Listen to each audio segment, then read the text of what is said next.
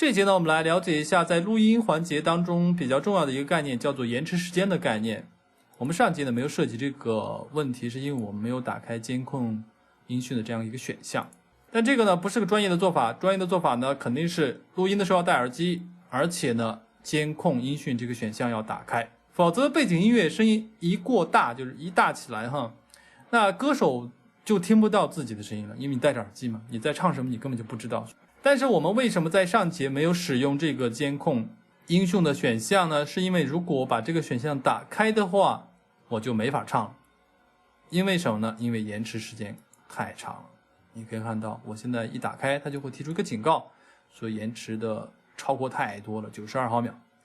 我们先不打开它，我们先把它关闭掉。我们可以打开档案，然后喜好设定，你可以看到这地方显示的就是实际的延迟时间92毫秒，也就是当你对着麦克风发出声音的一瞬间，这个声音呢被麦克风拾取到，然后这个声音转一圈回到传到你的耳机里，需要92毫秒的时间。你可能觉得这时间不是很大嘛，但实际上它已经会对人唱歌呢造成一定的困扰。实际上92毫秒就没法唱，因为延迟时间太大了，每个人都会听得非常明显，因为它是两个声音。所以延迟时间呢一定要调小才可以。调小的方式呢就是减少这个缓冲的数目啊。但实际上就算减到最小23毫秒的也不行，也是比较大的一个数值。因为人耳呢分辨的时候呢，只要20毫秒以上的声音呢，它都可以分辨得出来。比较合适的数值呢，肯定是在10毫秒以下，才不会对人演唱造成困扰。所以说这个地方呢不是个很好的解决办法。那怎么办呢？你还有几个其他解决办法。一个呢就是购买一款支持 ASIO 的音效卡，外置的音效卡 USB 的也好，1394的也好都可以。另外一个选择呢就是升级到 Windows 7操作系统，这个时候呢这个叫做 ViveRT 呢就可以激活了。这个驱动模式呢就是一个比较小延迟比较低的这样一个驱动模式。你还有一个选择，1分钱都不用花，只要在网上下载一个叫做 ASIO for All 的这样一个小软体。只不过你虽然不花钱，但是代价还是有的，就是它不可能像 ASIO 或者像 ViveRT 一样得到一个非常非常小的延迟。但是呢它比 Wave 这种模式，也就是92毫秒这种延迟呢要好很多很多。所以呢上网在 Google 里面 SIO for All 一下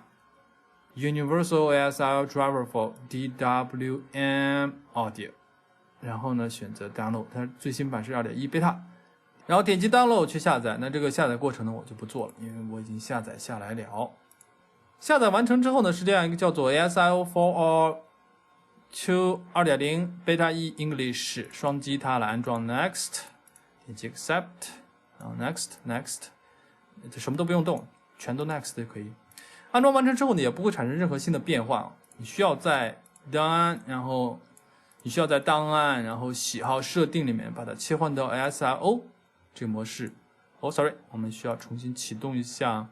我们的这个 Mixcraft。OK， 重新启动之后呢，再切换到喜好设定，然后切换到 ASIO 这个地方，你会看到多出来一个叫做 ASIO for All V2 的这样选项。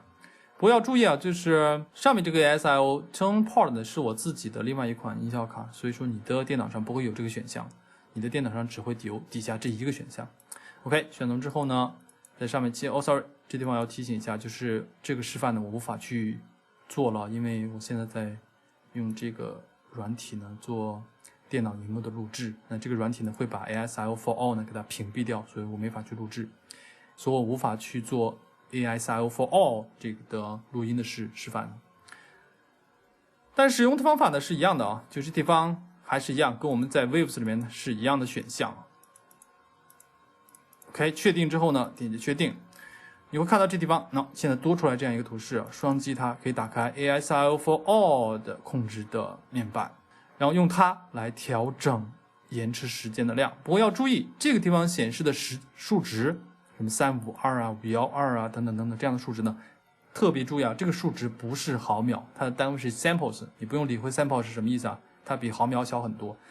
所以呢它不是毫秒。512呢不是512毫秒，它到底是多少你也不用管，你记住就是往小里调，直到得到一个非常非常小的数值，你在录音的时候呢延迟非常非常的低，而且不会产生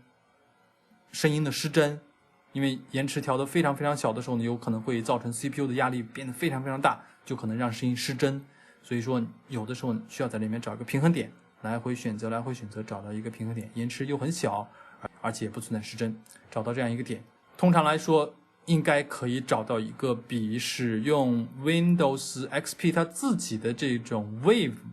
驱动模式的时候呢，要小很多的这样一个延迟的量。不过最后呢，还是要再说一下 ASIO for All 呢，也只是一个替代性的手段，弥补性的手段，它不是一个最终的解决手段。如果你想得到比较低的延迟，而且呢能够得到比较好的录音质量的话，你还是需要购买一块 ASIO 支持 ASIO 驱动的外置的音效卡才可以。